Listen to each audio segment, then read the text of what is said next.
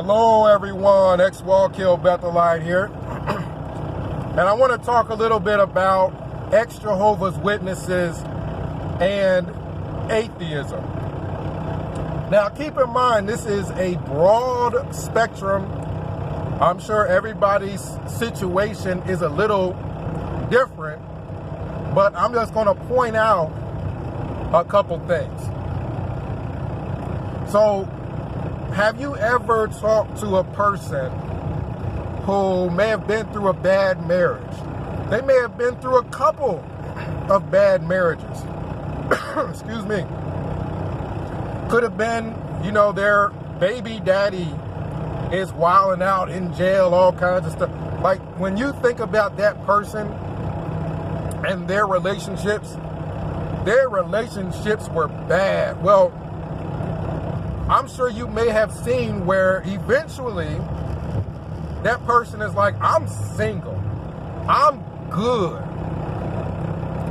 I mean, they got these kids, they got these wild baby daddies, they got all kinds of crazy stuff going on. They may have been divorced multiple times. Like, after all that they've been through, they're good. They're like, I'm just going to be single. It's just me. I'm good with all that. I'm not pursuing that anymore. Relationships and what have you. Well, I kind of liken that type of a situation with some ex-Jehovah's Witnesses. Because when you think about what ex-Jehovah's Witnesses came out of, the cult that the ex-Jehovah's Witnesses came out of, and then getting to the point of, I'm good, I'm just going to be by myself, I'm atheist, I'm good, I don't want to pursue that anymore.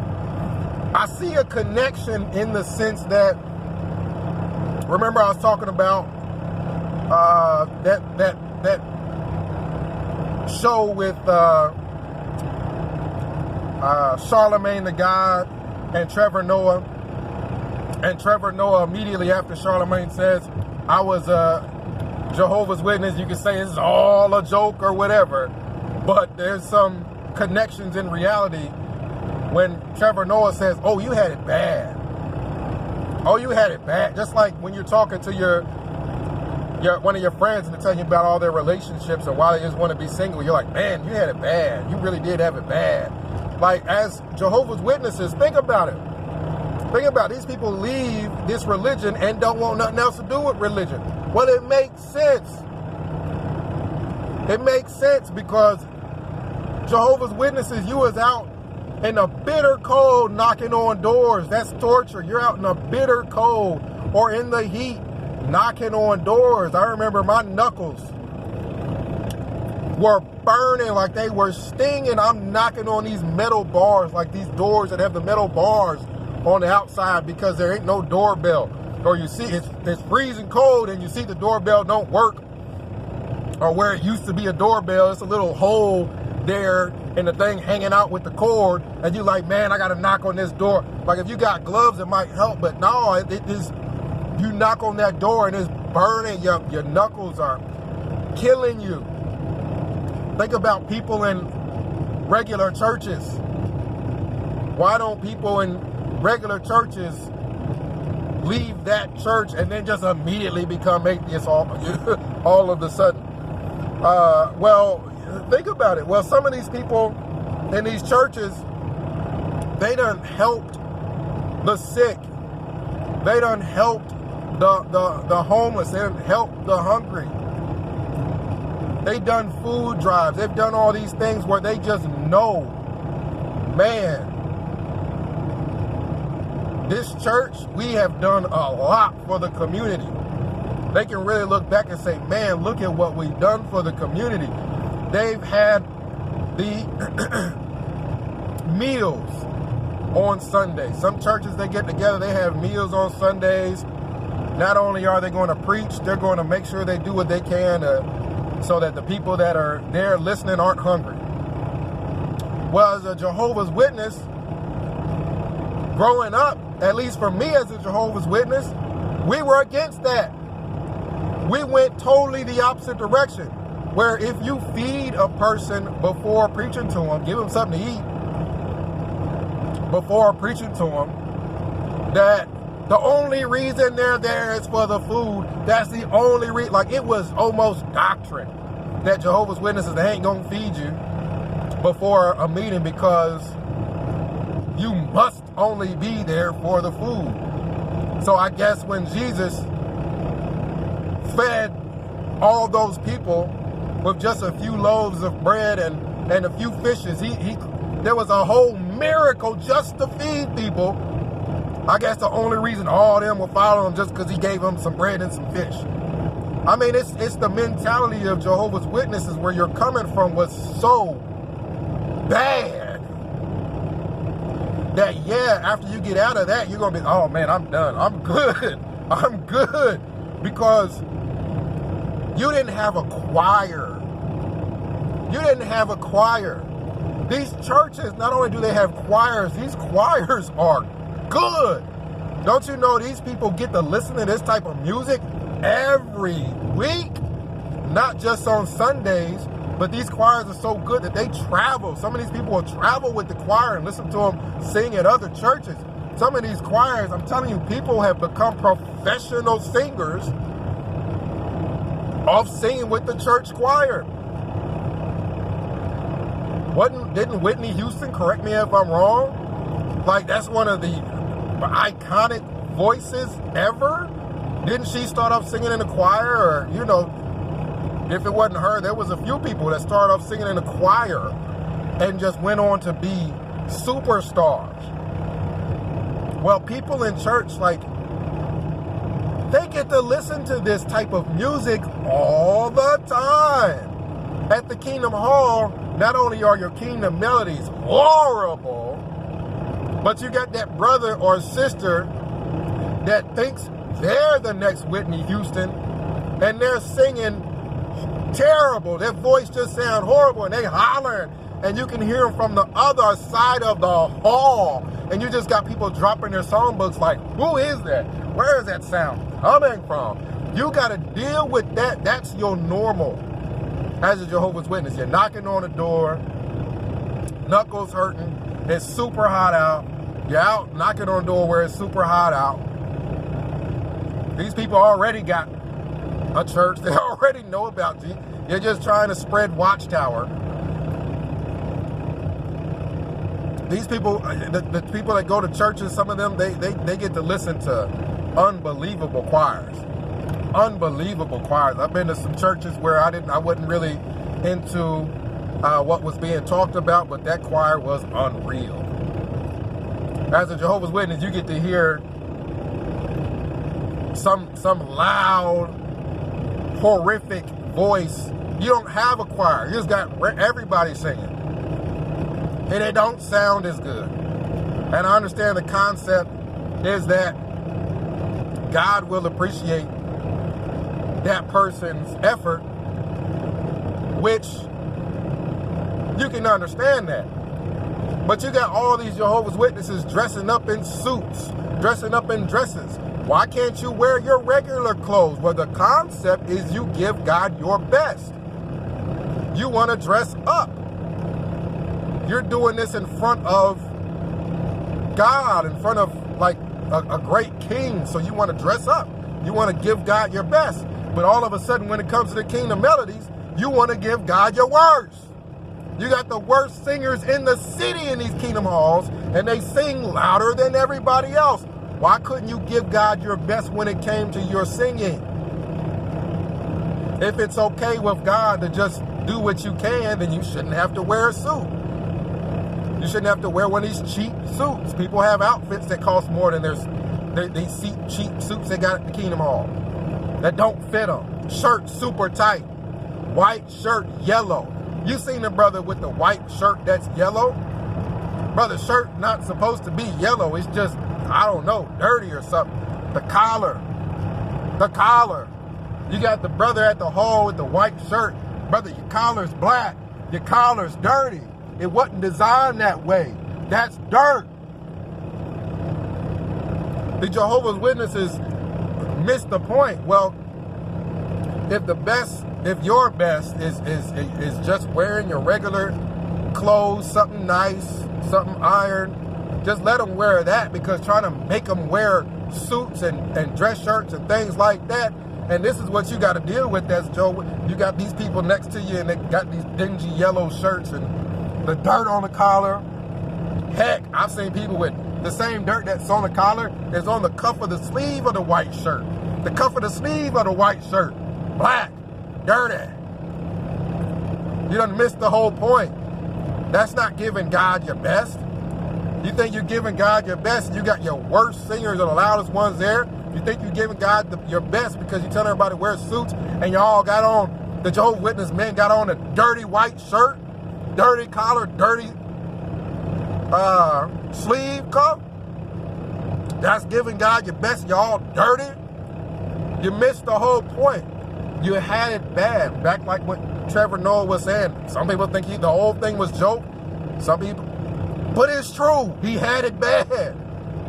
Growing up, that's what you had to deal with. You come away from all these people with the dirty collars and the dirty and the horrible singing, knocking on these doors. You haven't done anything for the community. You don't get that good feeling because you ain't done nothing for the community. Passing out watchtowers to people who already got religion.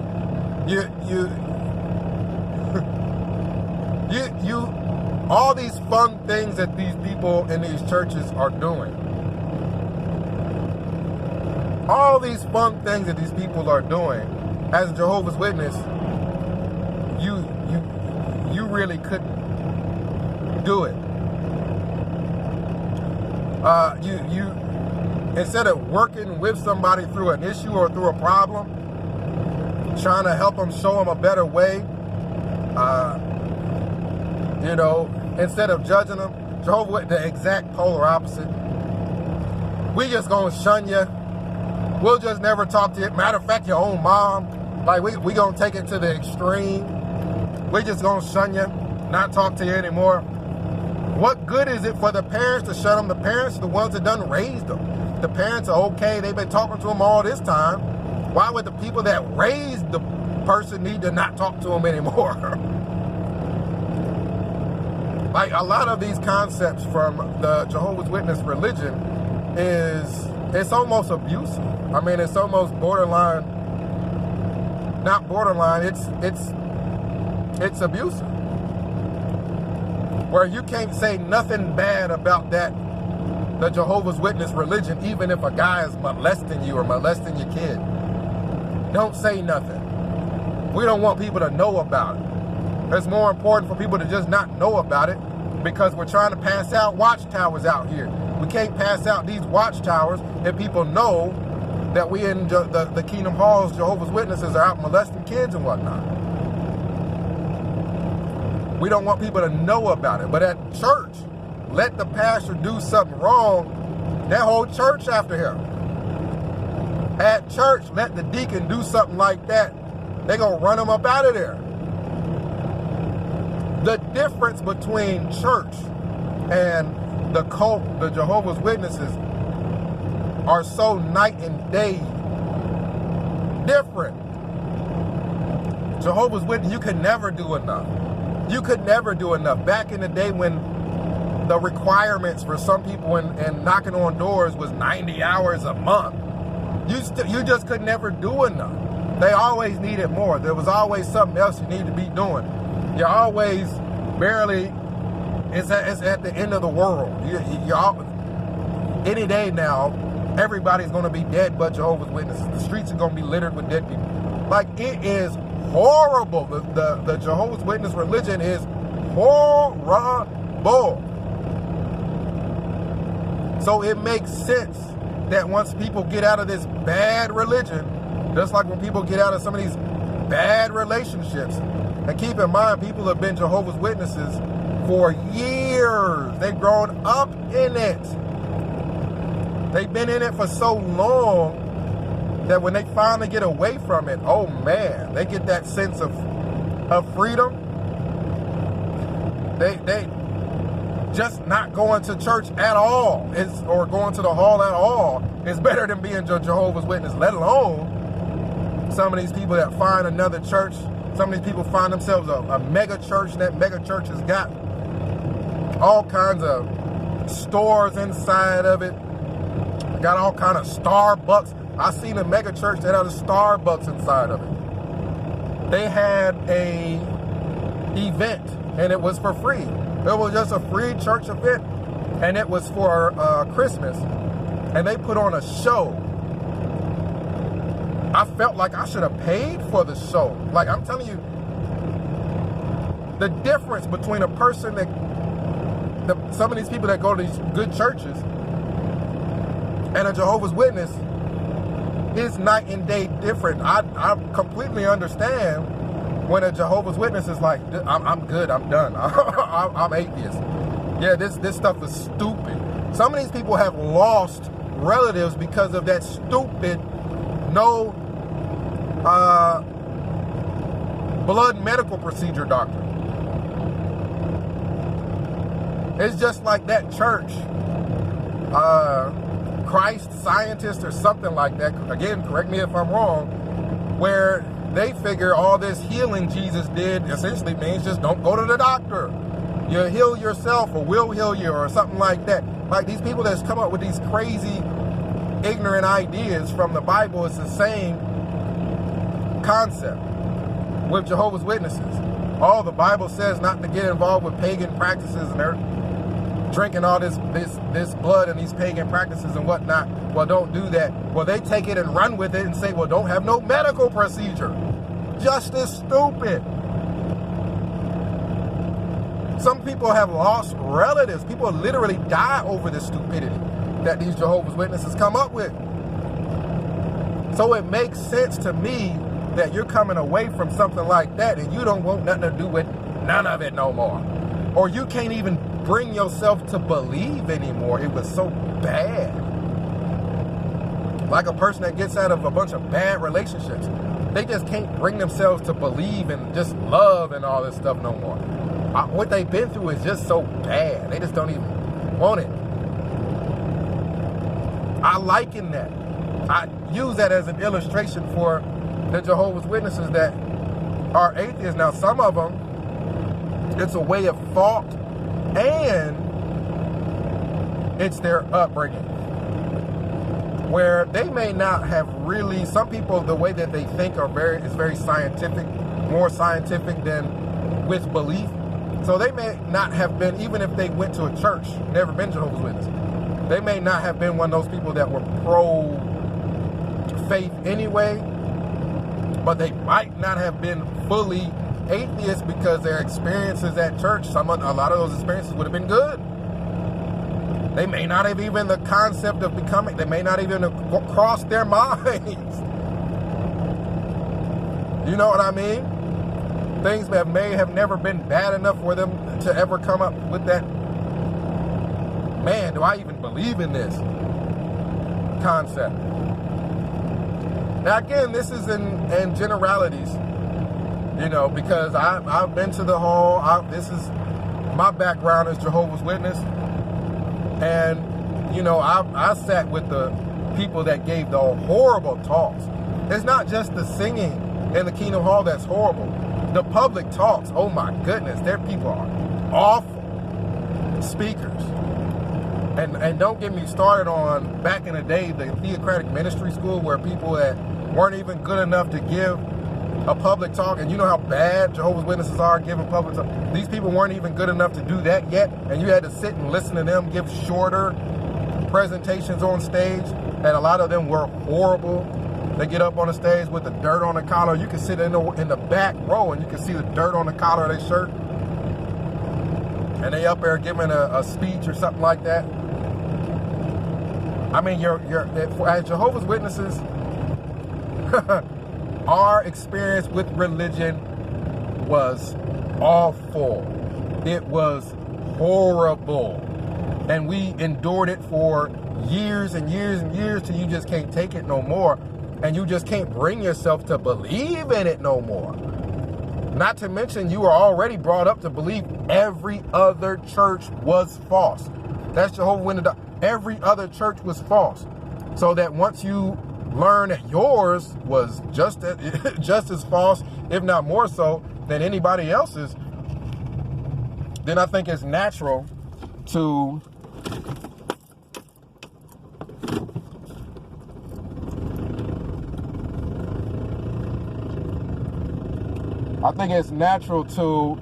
there's a cop behind me. So I think it's natural to just say, well, all of them are wrong.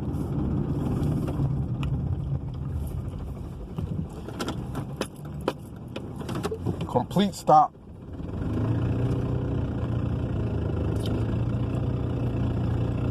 So y'all got me out here about to get pulled over.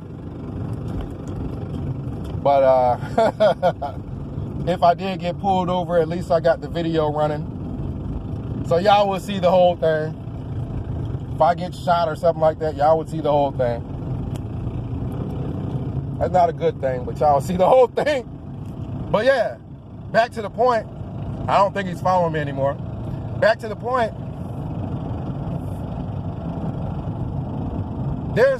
When you hear about people that have these bad relationships, we don't even question their thinking in saying, hey, I just want singleness.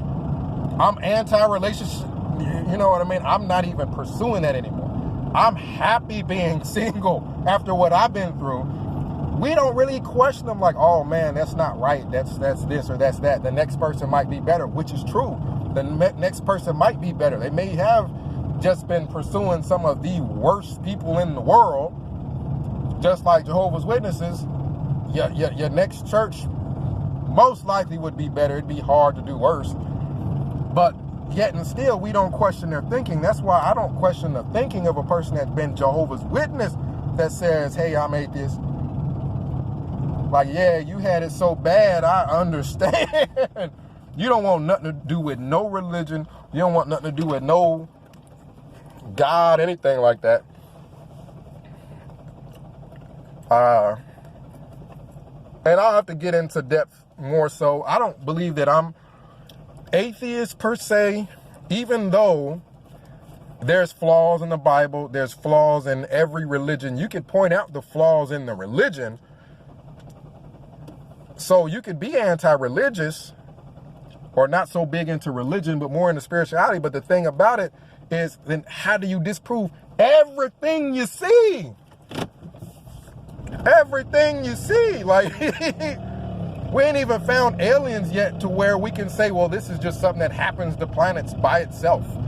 You know what I mean? Like, everything all the life everywhere. Like, how do you know, it just happens. Lightning hit water and just bam, here we are. You know, I don't particularly buy that.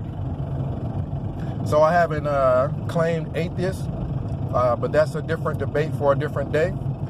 Let me know what you think. 937-789-4029. X-Wall Kill Bethelite signing out.